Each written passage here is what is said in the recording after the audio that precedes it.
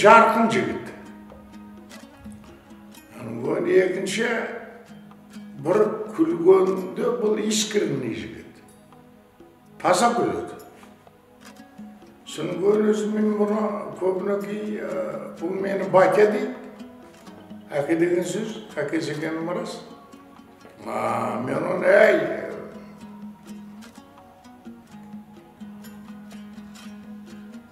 ала көз дейді. Көз алайып көреді, көз үлкен. Соның бұның бір жақсы жер, аңғап, кім болса сол оны алдап жүре береді. Өзі не оқыған білмейді ғой. Кейде үйіне отырып балалар әлі өзінің сақырсықтері үйіне барып, пакауы кухняға келгенше тамағын шеп-шеп қалған салып алып келетінде кездер болған талай. Бұл өзі мынау Алакөлдің тумасы, Мақаншының тумасы, Үржардың туғаны, Семейдің жалпылай қарасаңыз, ауылы түгел әнші, бұл өзі мен оның әншілігіне қарап алдым. Ең алғаш бұнан. Дауысы, бұның диапазоны, ешқандай вокальный школасы жоқ. Ешкім оны оқытпаған вокалда, бізге келгенше оқуға түскен үшін. Оны кім екеуміз, Баян екеуміз қарап таңдап алған кезде, бұның вокалға сразу бейім адам екені көрінді маған. Сразу диапазоны бұның, мен бұны ең алғаш Има Сумақ дейтін әнші болған дүние әлемінде. Сондықтан бұны Има Сумақ дейді ол. Бұл әнші болғанда диапазоны ұсындығын. Сол диапазонның арқасында бұл театрға екінші курсын аяғында, үшінші курста осы театрға алынды. Әуезов театр. Енді қазір қарасаңыз Әуезов театрында Төлегенді айтады, опера. Төлеген. Қыз жібек операсында Төлеген. Аршин Малалдан музыкасының музыкалық комедиясында бұл енді тоже опера, опереттаға жақын дүние, ұлы дүние, классикалық дүние. Аршин Малаланда әскерді. Соның көйін жаңағы қарасаңыз, бүгінде жаңағы кеше массовкада арқасынан біреу теуіп, ол біреуден таяқ жеп, бір жаман жәутік кедей кепшіктің рөліндегі жүрген бала болса, бүгін герой. Бүгін Мағжанды ойнапты. Қазақтың ұлы Мағжан. Сонда көресіз ба қаншама арасы. Соңғы мына кейінгі шыққан әнді мен өзім оқышым болсын барын ақтап отқан жоқ. Бүгінгі театрдағы репертуардың барын сөйлеп тұрған осылар деген жаңағы Шаяхметов айтып отқаным, жаңағы алдыңыздан шыққан Гүлнұр деген қыз, жаңағы мынау Еркебұлан, жаңағы сол толып жатыр еді, оның бар ұзақ дүние. Сондықтан бұл сол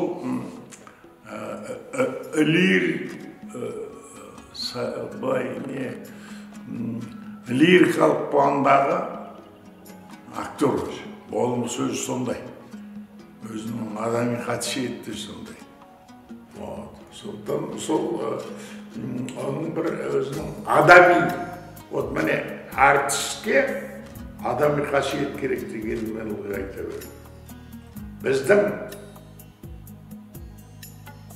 артистерде қазақи мінез болу керек. Мен ойлаймын, қазақ кәдімгі артист. Қазақтың мінезі кәдімгі артистің мінезі. Қазақ, мысал үшін, шыдамды. Мен шыдамдымын. Сіз мені оскорбить етесіз қазір. Шығып жібересіз, шыдан шығарып жібересіз, қуып жібересіз. Жарайды, жақсы өтіп жүре беремін. Көндім бай, көнеміздей жүре береміз. Соның ғой бірдеңе болса енді отырып шыдайын. Қой енді айтты ғой болатын шығар енді шыдайық деп. Бұл мені шыдау. Соның бір нәрсені сезіну, оны көру актерлік, оны бағалау. Міне осының бәрі біздің қазақтың ұлттық мінезіне жатады. Қазақ әртісі ол. Шыдасаң шыдайды, көрсе жылайды. Қуанса осы дүркіретіп тұрып күледі. Біздің жалпы қанымыз әріске жақын. Сондықтан бұл өзі туғаннан, тумасынан сол творчествоға жақын. Әнші болса да өмір сүріп өтуіне болар еді. Бірақ әншілікпенен жаңағы драма неге қатар алып жүрді. Және соны меңгерді. Егер жақсы Төлеген образын шығармаса, Құранын айтып кететін адамдар болды. Бізде соны Құранын айтып кететін біздің осы қазіргі Қыжыбек пен Төлегенде бар. Қыздарда бар, Төлегенде бар, Бекежанда бар. А бұл образ жасады. Үлкен образ жасады. Анау көру, анау дүние, анау ғашықтық, анау қыз бәрді қарайды. Бұл сахнада шыншыл бала. Өзімен шаман келгенше 30 жылдай сабақ береді. 30 жылда балдарын жаңағы біразын қарайды отырмыз ғой. 22 бала Әуезов театрында жүр. 22 бала. Үш жерде. Оқып. Менен бітірген. Мен оған жаңыз менің үстімен. Қасымда тағымалдар, Алма бар, Баян бар. Сол сияқты бұл сол өзі оқып білмей тоқып білген бала деп ойлаймын. Бұның жолы болады әлі. Бұл енді гene келе жатыр. Бұны ешкім бұза алмайды. Бұл әлі дәндейсіп, звездный жұлдыз аурумен ауырмайды. Барға да тәубе, жоққа да тәубе.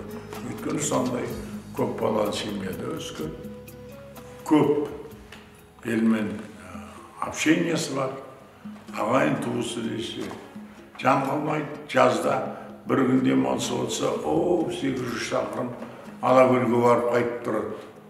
Сондықтан бұның актерский өсетін әлі жұмыстарын бар алда дейін. Мысалы үшін классикалық шығармаларда жақсы рөлдер, мысалы үшін Бейбарысқа қандай жақсы. Біздің ұстазымыз бүкіл Қазақстан біледі, бүкіл ел біледі десем де жаңылыспай. Қазақстан Республикасының халық әртісі, профессор, Тарлан сыйлығының иегері менің Есмұхан Обаев ұстазым ең алғаш келген кезде, бізді қабылдаған кезде, ол кісінің шеберханасына біз келген кезімізде, шынымды айтсам, өте қорқыныш болды, үрей болды. Осы кісінің шеберханасына түсе аламыз ба, әлде түсе алмаймыз ба деген көптеген ойларға, өйткені біздің бәсекелес, бізбен бірге келген балалардың талантты балалар өте көп болды. Шынымен де ән десе ән, би десе би, пластика десе пластика, қимыл барлығы да күшті келіп тұрды. Сол себептен ең бірінші бізді ол кісі даусымызды тексерді. Даусымызды тексерген кезде маған Каруза деп ат қойды. Менің Алагөз дегенге екінші атым ол кейіннен шыққан ат, бірақ ол кісі маған Каруза деп ат қойды. Өйткені сен жақсы тенор екенсің, сенің даусың жақсы. Әй бала, анау жерге барда айғайлаш. Ойбай аға, мен оқуға түсе алмай қалдым, енді не істеймін, анамау, анашым деп ол кісі анау кулисаның ар жағына барып, сахнаның ең түпкі жағына апарып қояды да айғайлатады. Сен даусыңды тексереді, одан кейін ән айтқызып тексереді, одан кейін бойыңа қарай, түріңе қарай деген сияқты өзінің ол кісінің Есмұхан ағамыздың өзінің жаңағыдай шәкірт таңдағандағы ерекшелігінің бірі ма деп те ойлаймын кейде. Өйткені ол кісі әрбір шәкіртін таңдаған кезде, ол кісі менің ойымша әрбір рөлге осы шәкіртім келеді-ау, осы бала осы рөлге келеді-ау. Болмаса Төлеген, болмаса жаңағыдай Бейбарыс деп айтайық мысалы, болмаса Қозы, болмаса жаңағыдай Кебек сынды басты рөлдер бар, Жапал сияқты рөлдер бар, мысалы көптеген Баян сияқты, енді қыздарда, ұлдарда солай ол кісі өзінің осы көрегенділігінің арқасында таңдай ма деп ойлаймын өз басым. Енді әрине ол кісіге түсу өте қиын болды. Ол кісі енді ең бірінші менің даусымды ұнатқан ол рас. Мен содан кейін ол кісімен осы кісінің шеберханасына қабылданамын деп, өзімде музыкалық драмаға қабылдады ғой Есімхан ағамыз, муз драма. Сол кезде мен осы кісінің шеберханасына түсем деп, ары қарай дайындығымызды бастап кеттік. Абитуриент болып келдік. Көптеген жаңағы этюд деген нәрсені білмейміз. Одан кейінгі жаңағыдай мысалды айтты, қара сөз деді, поэзия деді. Көптеген енді өзінің тапсыратындағы әрбір жаңағыдай оқушыны келгендегі абитуриент баланың әрбіреуіне берілген тапсырмалар болды. Сол тапсырмаларды орындадық. Биге де бардық, сахна қозғалысы болды, көптеген енді. Сол себептен ол кісінің енді бізге деген көзқарасы дұрыс болды деп ойлаймын өз басым. Мысалы үшін Біржан Сара операсын айтты деді. Вокальный. Бұл нота танымайтын. Вокалды өтпеген. Қазақтың екінші курстағы студентіне музыкальный драмадан Біржанды айту деген это невозможно. И ол дайындалды. Вокалдың мұғалімдерімен, дирижерлермен, концертмейстерлермен. Ақыры соны вокальный қойып шықты. Көрдіңіз, бұл уже классикалық операдан Біржанды айтып тұр, Аршын Маланды айтып тұр, жаңағы кіміңді айтып тұр. Енді олар не керек? Дұрыс айтасыз, шәкіртсіз ұстаз тұл дейді. Шынымен де ұстазынан шәкірт озар деп жатады қазақта. Ұстазы жақсының ұстамы жақсы деп жатады қазақта. Енді айта берсе көп қой. Әрине, менің ұстазым Есімхан Обаев болғанына мен өте мақтанамын. Ол кісі менің екінші әкем десем болады. Өйткені менің шынымен де әкем 2000 жылдар қайтыс болды. Содан кейін мен 2004 жылы осы Темірбек Жүргенов атындағы Қазақ ұлттық өнер академиясынан қабылдырған аттағынан бастап өнердегі менің әкем ол Есімхан Обаев. Ең біріншіден Есімхан Обаев бізді актер емес, адам болуға үйретті. Енді ол кісінің маған берген тәлім-тәрбиесі өте көп. Әрбір шәкіртіне ол кісі өзінің жүрек жарды лебізін білдіре кетеді. Әрдайым ол жақсы көреді сені. Сол себептен мен ойлаймын, мен өте бақытты шәкіртпін деп. Осындай ұлы, тұлғалы Есімхан Обаевтай ұстаздан тәлім-тәрбие алып, сол кісінің шеберханасынан осындай театрға келіп істеп жатқанымызға біз өте бақыттымыз. Сол себептен енді болашақта кім біледі, ол кісінің жолын қусақ, жаңағыдай режиссура жағын қуатын болсақ, ақырын жаңа сіз айтып жатсыз ғой, ұстазынан озатын шығады. Енді кім біледі, оның барлығы бір Алланың қолында болашақта, бірақ дегенмен Есімхан ағадан озу ол мүмкін емес. Өйткені ол кісі жасайтынын жасап, қоятын спектакльдерін қойып, өзін мынау халықтың алдында да, өзінің әріптестерінің алдында да, бүкіл қазақ елінің алдында да өзін мойнатқан ұстазым деп ойлаймын. Мен көп балаларға қобалжымас едім. Өйткені олар өзі тауып кетеді. Төбелесе ма, Саша Еркебұлан сияқты. Үйіне бара ма, маған келе ма, батя құрдым ғой дейм, айғайлай ма, әйтеуір ой жасап шығады. А мына ол үндемей отырып, қайғырып, тозып кетеді. Бұл әйелін тастап кетуі мүмкін. Келінім естіп қойып, мына кісінің сөзін қара деймін. Қалжың ғой. Бұл ана өзіне қабылдамайды көп нәрсе. Андар шиедініп, ішінде жүріп әйтеуір бірдеме қылып шығады. Солай. Ол кісінің кеңдігі, дархандығы, жүрегінің әрбір шәкіртіне деген өзінің жаңағыдай әрбір шәкіртінің басынан сипап жүреді ғой, әрбір ұстаз. Бірақ ол кісінің еркелететіндігі маған ең бір таңғалатыным, ол кісі әрбір өзінің шәкіртіне жаңағыдай орысша айтқанда кличка дейміз ғой, қазақша айтсақ қалай болады? Иә, лақап ат қояды да. Әрбір өзінің шәкіртіне лақап ат қояды. Мысалы, маған ол кісі осы жаңылыспасам 2-ші курс оқып жүргенде ғой деймін, әлде 3-те ма? 3-те, әлде 2-де. Біз отрывокқа көштік. Сол кезде Есімхан аға маған сырымның рөлін берді. Сол сырымның рөлінде сырымның ашуланатын жері бар, жаңағыдай Мөржанмен айтысатын жерлер бар, екеуінің арасындағы диалогтар бар. Сол кезде мен соншалықты бір айғайлап жаңағыдай эмоцияға берілгендегі мына көзім бүйтіп алайып кеткен екен. Содан бастап ол кісі мені Алакөз деп атап кетті. Әлі күнге дейін менің атымды ол кісі көп атамайды, Алакөз деп жүреді. Оған да мен үйреніп қалдым шынымен де. Ой, бұл менің Карузам, бұл менің Алакөзім, бұл менің шәкіртім деп ол кісінің ең бір мынау ортада жүргенде, халықтың арасында жүргенде бір отырып қаламыз ғой отырыстарда, сол кездерде ол кісінің ең бір ұнайтыны шәкірттерімен мақтанып отыр. Шәкірттерін өте жақсы көреді. Әрбір шәкіртінің жетістігіне ол кісі марқайып, қуанып отырады. Өзі жеткендей сол жетістікке. Өйткені сол кісінің арқасы біздің осындай үлкен ғимаратта қазақтың қара шаңырағы, біздің корифейлеріміз, біздің бабаларымыз, аталарымыз, майталмандарымыз істеп кеткен сахнада, терін төккен сахнада қазір біз жүрміз. Сол кісілердің біз шынын айтсақ, немерелер, шөберелер шығармыз. Сол себептен өз басым өте қуаныштымын. Осындай ұстаздан тәрбие алып, осындай Есмұхан Обаевтай ұстаздың шеберханасынан шыққаныма. Адам бол der edim. Mensimey der edim. Aldığına gelgen adamın vaprosun, soğusun, polisine şeşteri, koğamı korlama derim, zamanlıkta yürüyorum, orlama derim. Lütfü всего artist bol da öz teatrında jürever derim. Жақсы röldür olsun. Үйіңді тезірек бітір, сонда үйіңе барып айтатын бата бар. Сонда үйіңе барғанда батамды берерім, қазіргі батам аман жүр, сау жүр, я горжусь тобою. Ты на самом деле сегодня достиг очень много и достигнешь. Құдай жолыңда барсын. Ондай уайым әрбір шәкіртте болады ғой деп ойлаймын. Өйткені егер сенің істеп жатқан жұмыс орнында сенің ұстазың істеп жүрсе, ол өте қиындау. Әрине, ол кісі біздің әрбір спектаклімізге көреді.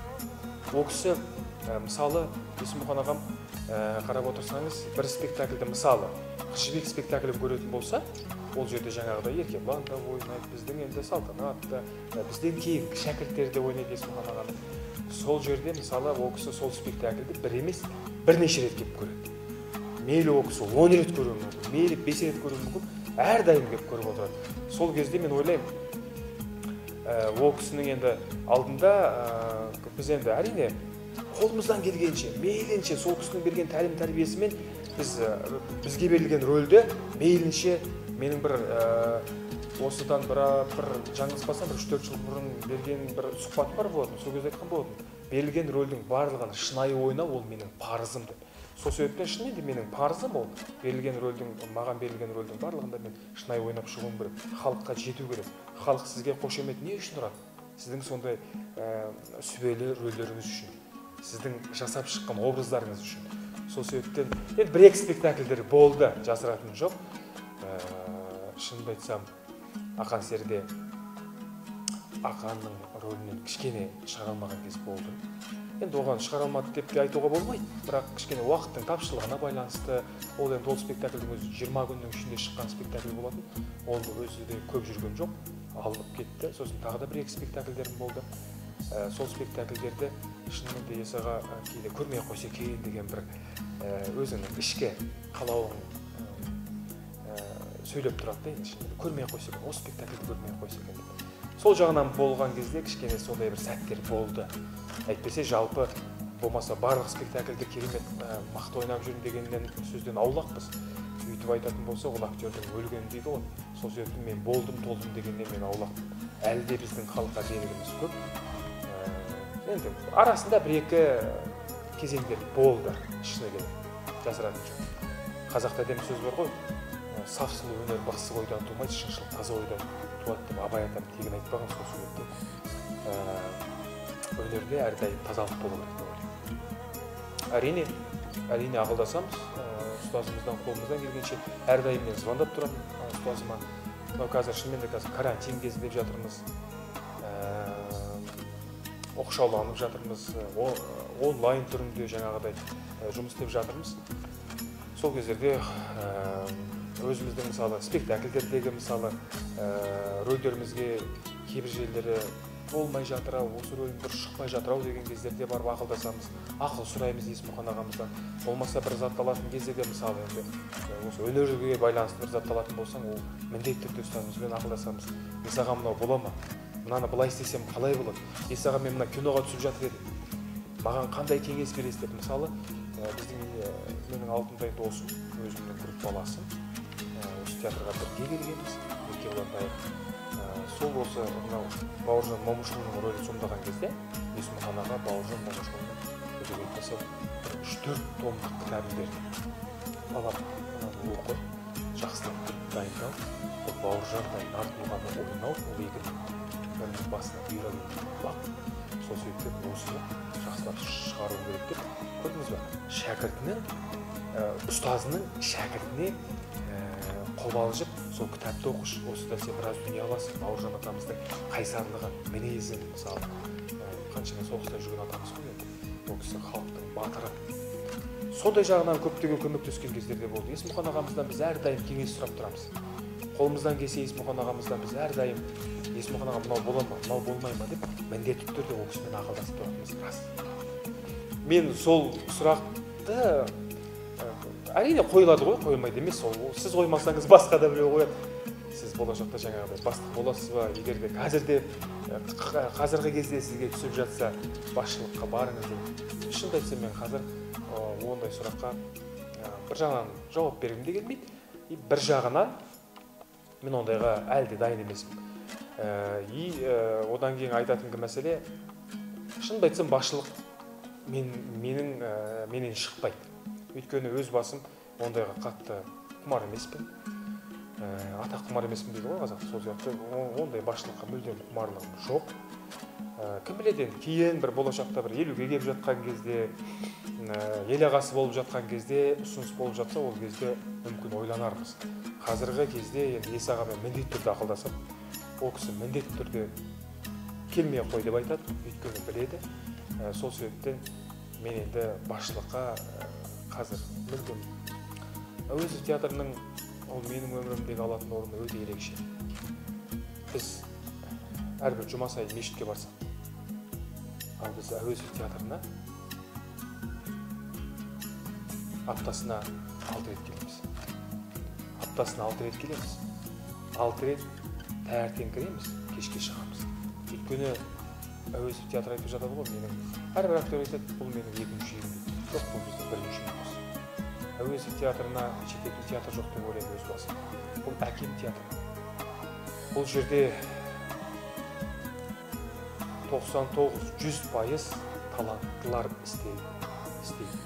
Одан кейін бұл жерде сонау Шакир ағаларымыз, сонау Ыдырыс ағаларымыз, біздің ел ағаңдар, елубай ағаларымыз, Серке Қожамқұлов аталарымыз, Ануар Молдабеков сынды, Ануар Боранбаев, Фарида Шарипова, көп қой айта берсек, бірін айтып мен біріне кетіп жатам.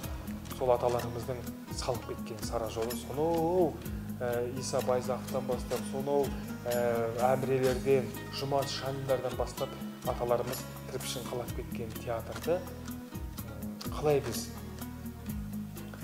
оны бұзамыз. Сол себептен біз оның іргесін ары қарай одан сайын күшейте түсуіміз керек. Сол себептен менің өмірімдегі алатын орны өте ерекше. Мен өз театрымды қатты сүйемін, қатты жақсы көремін. Осы театрымның арқасында мен әрбір жеткен жетістігімді осы театрымның арқасында деп ойлаймын. Өйткені театрға біз 2006 жылдан бастап келдік.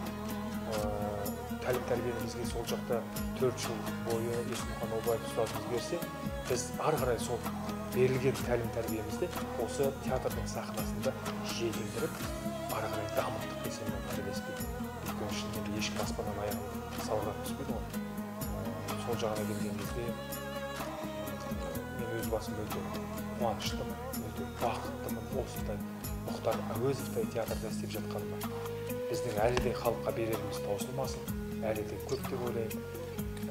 Әрбір актердің арманы ғой, ол Әуезов театрда істеу. Соның бір актері мен болсам, мен өте бақытты жанмын.